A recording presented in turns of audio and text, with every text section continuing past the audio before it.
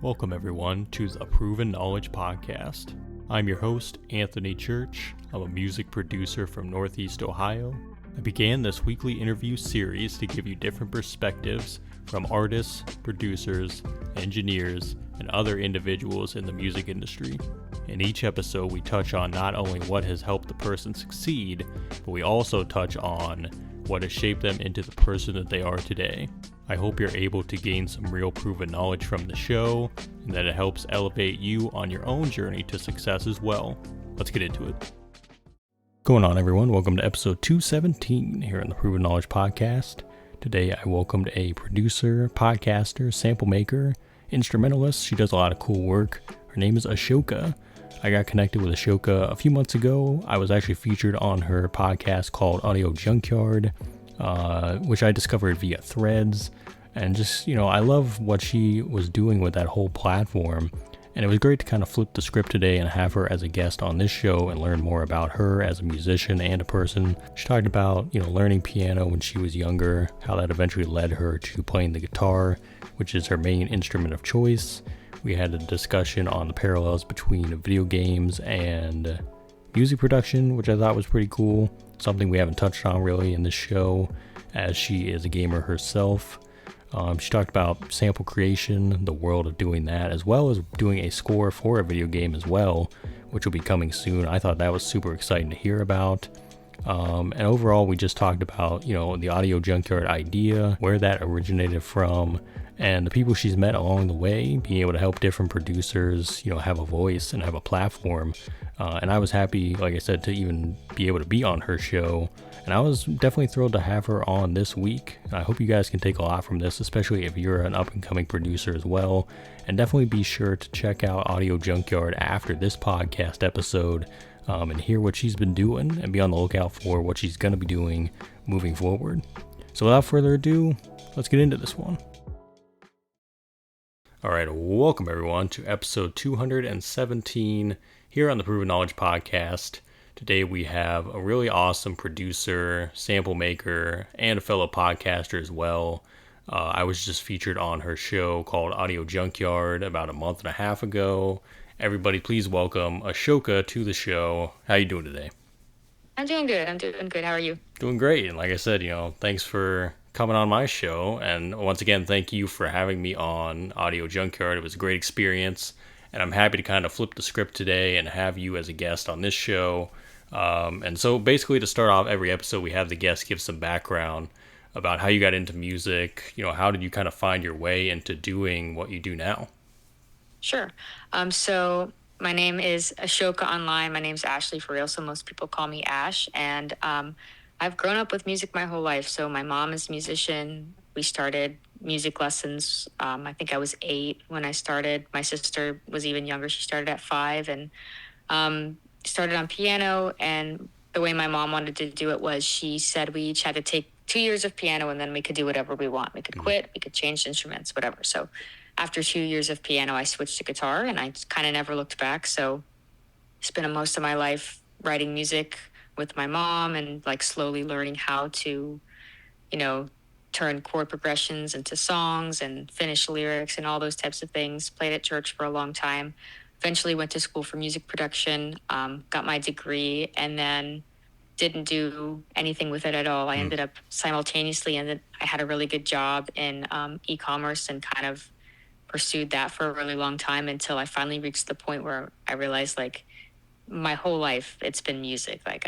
I don't need to be doing anything other than music. And ever since then, this was a few years back, I've just been slowly re-pursuing music and really getting into production and just, kind of really finding my lane in that realm, because for a really long time I didn't even understand what a music producer does or that whole side of the industry. Mm-hmm. And so I, for the longest time, got caught up in writing songs or going the artist route, and it never really felt right. But once I found production and sample making, that felt like what I've always kind of done and the part of the process that I always really liked. So it's been fun to just kind of explore, where that lane can take me, if that makes sense. Yeah. And it's almost like kind of recentering yourself in kind of where it all began, like you said, because it was always there at the beginning. and then you kind Yeah. of had to do other things, and then now you're back kind of doing it, but in a new way, in a new, fresh way as Yeah. well. And I Yeah. definitely want to dive into a lot of this stuff because you do a lot of cool things. First of all, though, I do want to have you tell people about your name. Like, where did that come from? Because I know you've mentioned it on your show, but if people haven't heard Yeah. your show, they might not know the story behind it. Yeah, sure. So I'm a gamer, and my gamer tag is Ashōka, and it's just everyone always asks me if I'm from India and stuff when they first see it. I'm like, no, I'm not from India. I actually just really like Star Wars. So Yeah. my name is Ashley. Ahsoka is spelled Ahsoka. Is Mm. one of my favorite characters in the show, and we play a lot of Star Wars games, and our gaming friends, we were all into Star Wars, so I wanted a Star Wars pun, and that became Ashoka. And then I decided to just use that as my producer name because I don't like to overcomplicate things, and also because I didn't want to just use my name because I kind of like to separate my online life with my own life, if Mm. that makes sense. So I just kept it. Yeah. I'm interested. I wanted to ask this question because you're probably one of the first people. I know I've talked to people that are gamers as well as producers. And I actually, Mhm. when I was actually getting into production, there was a producer named Ray Real who had a YouTube video, like an interview, and he was talking about how he got into production because he played Roller Coaster Tycoon as a kid. And he talked about like how the similarities of like building a song versus building things in the game. So, like, are there any parallels for you as a gamer and a producer? Like, do they kind of go hand in hand? Was it kind of easy to get into producing because you were already gaming, or like, what do you think about that? I've actually never really thought about this question, but as I'm sitting here thinking about it, one of the things that people have always said about the things that I write, especially when it's just not trying to like write to spec for anything, it's just purely like my own stuff, Hmm. is that it's very emotive, I guess you would say. Like it always evokes a certain type of emotion.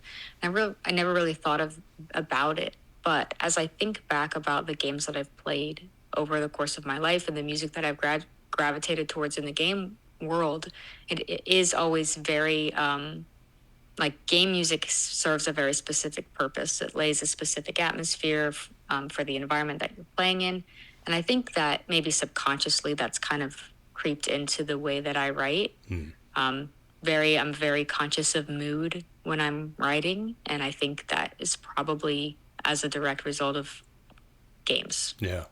Yeah, because I honestly didn't know because like I said, I've played. I'm not a huge gamer. Like I don't really have Mm. time to play games a lot anymore, like I used to.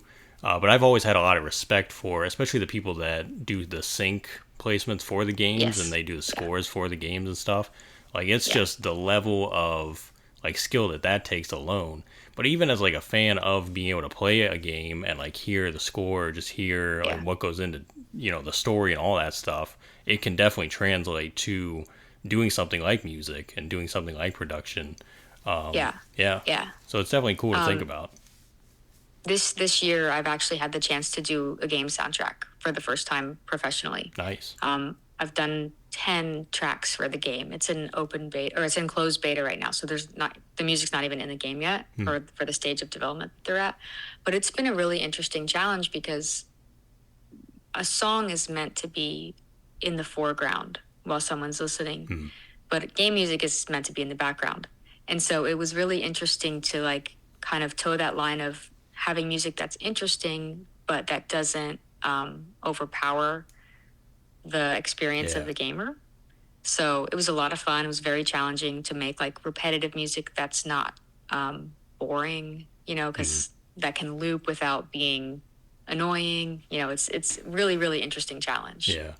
And how does that work? Is that almost because I've talked to people in the sync world as well when they're doing Mhm. it for like film and TV, and they'll get the brief sent to them, and it's very specific. Like you really have to follow the brief like down to the last letter. So is it like that for games as well? Like they're sending you the brief, and you have to really follow it, but put your own flavor on it. Like how did that go exactly? For this one, it was a little bit of both. So they have a few different areas in the game. Obviously, it's a very open world type of game. So there's a lot of different biomes Hmm. basically. And for some of them, they had very specific ideas, and then for other ones, were very very vague. So it was a little both for sure. I found that the more specific ones were easier. The vague ones, I felt like I would finish it and then send it, be like, I hope this works for what you guys want. It works in my head, but you never know when you're trying to capture someone else's vision musically. It can be really, really, really challenging. So the more specific someone is, the easier. But like all the vague stuff, it worked out really well as well. But yeah, it was challenging when it's vague for sure. And that's going to be something to look forward to as well when it finally like becomes a finished product and ends up getting put out there to the world. So that's super, super exciting, and congrats on that. Thank you. That's awesome. So I do want to touch a little on sample creation as well, because you do make samples, and that's a big part of what you're doing currently. So you mentioned like guitar is your main thing currently, and that's something you love doing. So when you're making samples, is it all guitar based, or are you doing some other stuff as well incorporated? And how did you kind of get into the world of sample creation to begin with? So it is mostly guitar based right now. I love doing other things as well. It's just I can make the guitar stuff so much faster. And I'm in a season of my life where I'm super time crunched that I pretty much center on guitar just for the like purpose of being focused and being quick and still have a high quality product. So for now, it's just guitar. It definitely will be more than just that in the future when I have more time to explore and experiment. And I know that like if it takes me 2 hours to do something and it doesn't turn out right, that's okay. I'll still have other time to do stuff. But for now, it's guitar.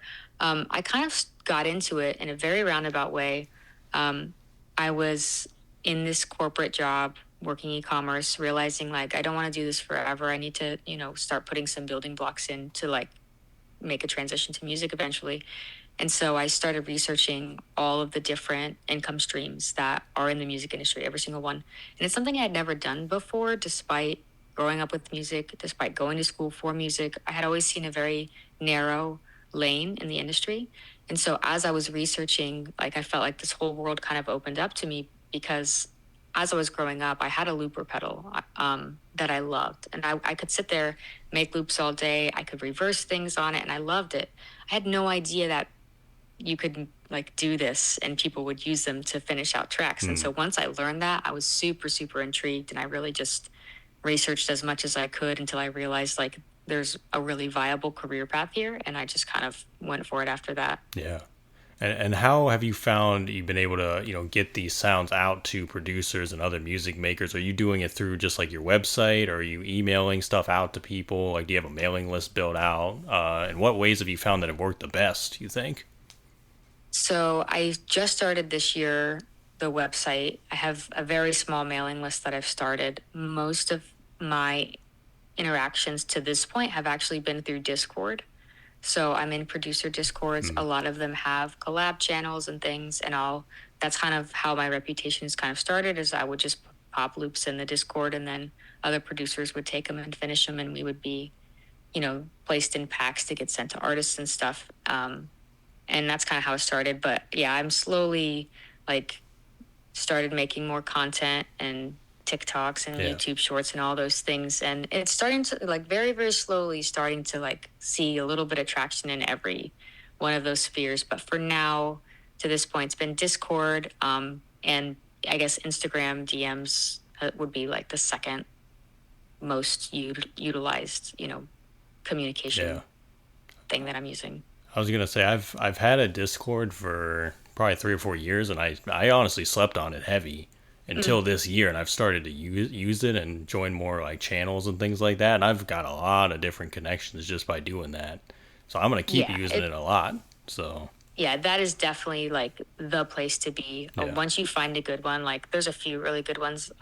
If you're in the hip hop space, like LMC has an amazing server, Kavi has an amazing server, and literally every single week those guys are sending packs to artists. So if that's like if the placement route is like a route that you want to go, Discord is unmatched, I feel like. Yeah. Hey there, hope you're enjoying the episode so far. I just wanted to take a quick minute out to let you know about a couple different ways that you can support the podcast. One of the ways is by clicking that support the podcast button within your streaming platform. That is if you want to be a monthly supporter of the show. You can contribute either 99 cents, $5, or $10 a month. So that's the first way, and that's the more traditional way that we've had now for the last couple years. The other method that we actually just recently introduced is from our good friends over at Ko-fi. Ko-fi is a virtual tip jar. We have set our limit to a minimum of $10, but you can go make one-time, one-off donations. So if you visit ko-fi.com/the Proven Knowledge Podcast, you'll be able to donate. And all these different forms of donation go towards getting new guests every single week, getting potential sponsors on board to do giveaways, and overall just making the show better for you guys. So if you want to do that Ko-fi link, it's ko-fi.com/the Proven Knowledge Podcast. Otherwise, again, look for that support the podcast button in your streaming platform if you'd like to be a monthly supporter. And I just want to say thank you guys for your contributions. And without further ado, let's get back into the episode. And I know you've been doing some vlogs too recently. You've been posting stuff on Instagram. I think you're doing them on your YouTube channel as well, if I'm not mistaken. Yeah, so let's talk about that for a minute, because I think that's a really cool thing. And you're doing like the studio sessions and all that. So like, give me the breakdown on that, and where did that idea come from, and how's that been going so far? I am an extreme introvert. You might not know it by like interacting with me on the internet, but I am a very big introvert, and it's a real disadvantage, I feel like, in this day and age when you're very introverted, because so much of your exposure is dependent on your ability to put yourself out there and make content. And the other thing that I did in the beginning, when I was looking up income streams, I also took the time to like list out all of my assets, like my abilities and the skills that I had that would help me succeed. But I also took the time to list my liabilities, like the things that I knew would hold me back. And I knew that one of those things was going to be content creation. And it was one of those moments where I was like, okay, I can either get over this or I can just like not be successful. So I decided to just get over it. And I started just experimenting with every different kind of content that I would be vaguely interested in. And so that's kind of how the vlogs came about.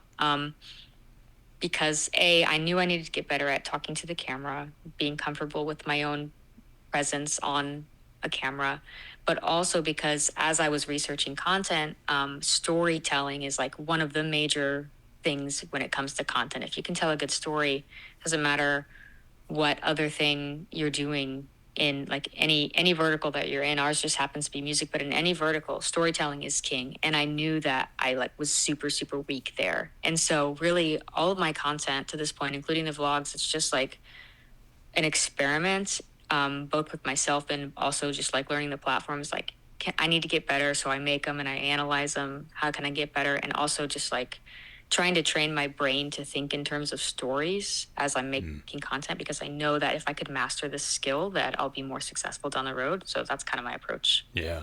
And have you found that you've like got into a schedule of any kind as far as like when you're going to record the videos and put them out? Is there like a certain like thing you have down pat now where you're going to release and then do the Instagram post and do all that? Or is it just kind of random still and you're just kind of seeing what works? It's very, very regimented. Okay.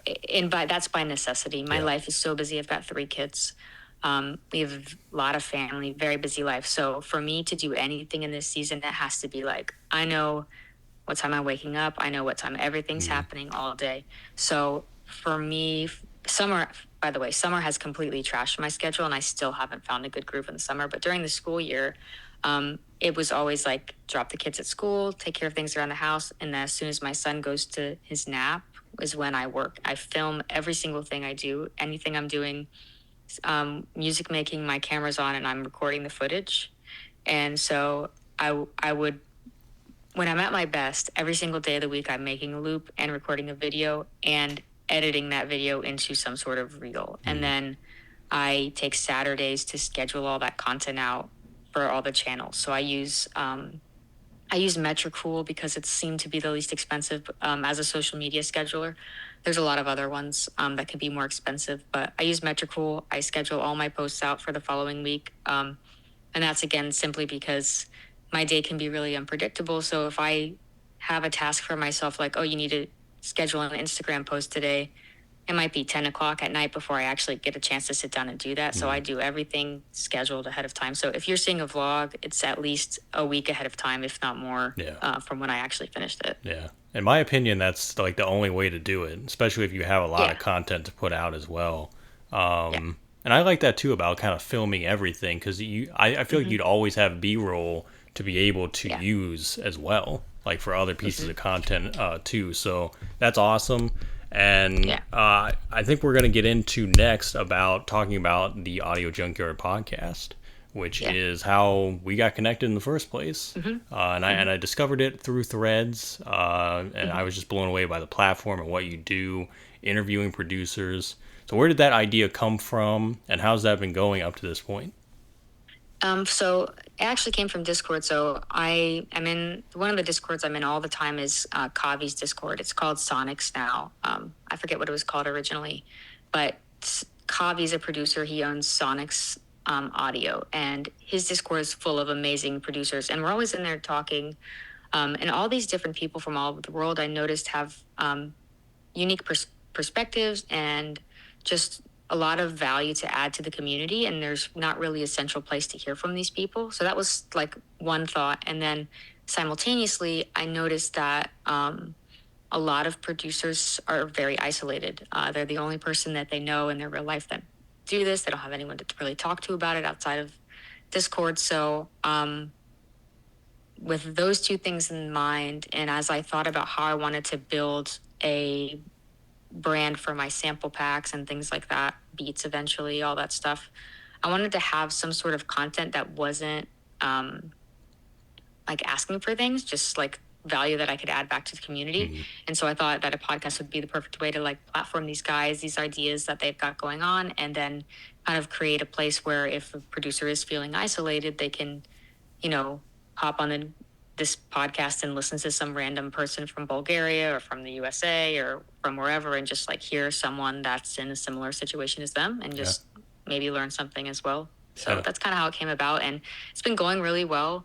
I've definitely learned a lot about how to do it, and from the first time you do it, you get a lot better as you go. And even now, I'm on a little hiatus for the summer because it was I didn't think I could maintain it in the summer with my kids being home from school. But as I come back, I'm already thinking of different ways I can continue to structure the podcast to bring even more value to the listeners. So I'm excited about it. It's fun. It's so awesome getting to know producers from around the world, because like many of them, I don't have any producers in my community that I'm connected with here. So it's overall been a great experience, and it gives you so much content that you can use for for the rest of the social media platforms. So wins all around, I feel like. Yeah, it's going to be awesome to see it grow, and the branding and just everything you've done with it is very eye-catching and very informative as well. And even the posts you're doing that aren't like the podcast, like you'll post questions and things like that. I love that stuff. Thank you. Yeah, so definitely keep that up. And you're the only other person I know directly that does a show strictly for producers. My friend Golden Mind, he has a show called the Rec Show Podcast, and it's kind of the same thing, but it's like it's specifically focused on like beat makers and producers and giving value to that community. So I love that, and it helps a lot of people. And again, thank you for allowing me to be on the platform. Oh I had a great time. I loved it. So. And it's a strange, like, the needs of a producer and a beat makers. It's so very niche, like in the music world, because there's so many things you have to consider that you don't really have to consider when you're the artist. There are little nuances to licensing and to networking that are just, very unique to the producer experience. So it's been fun to like just kind of collect people that are sharing that same journey. Yeah, absolutely. And I do want to ask if you have anything that you want to highlight that may be coming up in the next, since we're technically at the halfway point of the year at this point, today actually. Is there anything you're looking forward to that you're working on? Anything you want to reveal that could be coming out before the year's up? I'm looking forward to wherever I land for the next segment of the podcast when it comes back, which should be like early August, or maybe late August, early September, once my kids are settled into school, because I want to kind of in addition to just talking about producing and getting these little gems of wisdom from producers, I had this one guy on, Pablo, who actually shared a screen and he showed just little nuggets of information. And I really feel like when you're learning music production, it's really like a culmination of all these tiny things that you learn along the way. Like, excuse me, sorry. You'll learn like, oh, this is how you make a riser. And then maybe a couple weeks later, like, oh, this is how you tune an 808 or whatever. And so I want the podcast to kind of have a way to highlight these little tricks that different producers have like learned along the way, to where, you can see their screen and like just learn something new by watching like that. So I'm excited about that. I don't know exactly how it's going to look or when it's going to be out, but it's coming. That's like my next focus. Yeah. For the show. Yeah, it's something else that can be experimented with and kind of like see where it lands. So yeah, love that. And we're down to the final few questions here, and these are ones I ask on every episode, more life-related stuff. And the first one is, if you could go back 10 years ago, maybe give yourself a piece of advice, or maybe not change anything at all, what do you think you would do? I would definitely do some things differently, because 10 years ago, I was hardly working on music at all. And I kick myself to this day because I was very narrow-minded in the music industry. I never bothered to explore if there was a lane that really fit me very, very well. And one of the reasons why I shied away from like really pursuing music was because I just didn't see it as a viable career. And so I put it in the hobby bucket. But the problem is my job became very consuming and I didn't have time for hobbies either. Mm-hmm. So if I could go back 10 years, I would definitely research more, and make sure like I know exactly what it is I want to be doing in the music industry, and map out a plan for me to make it possible.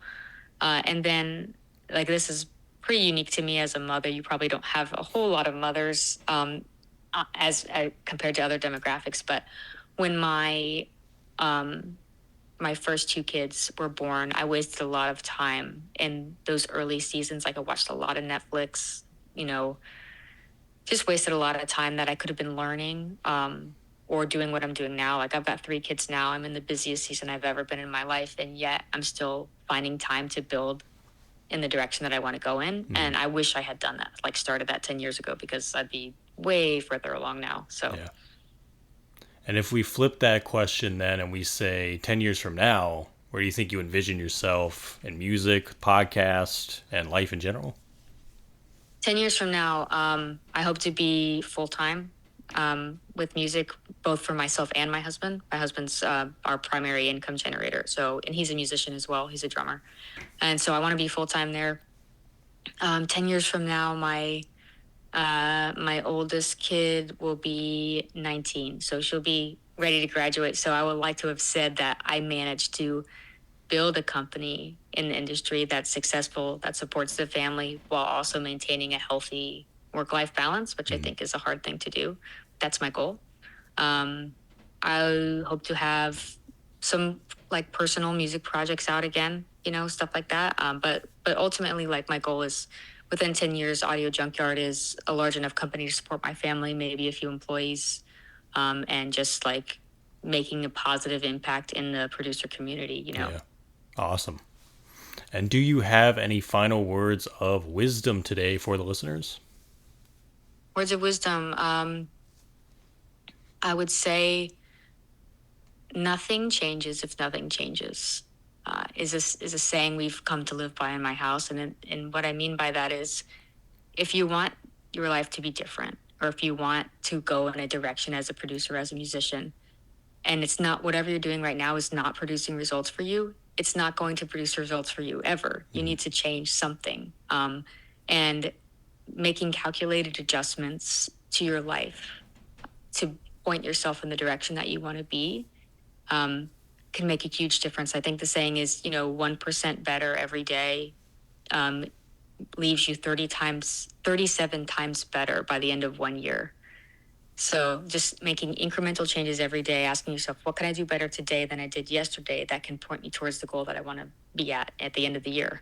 And by doing that, you can make a huge difference in your life. And I've done that in my life. And it's crazy the amount of progress that I've made in a very short amount of time with a very small amount of time every day. So that would be my advice to anyone. Yeah.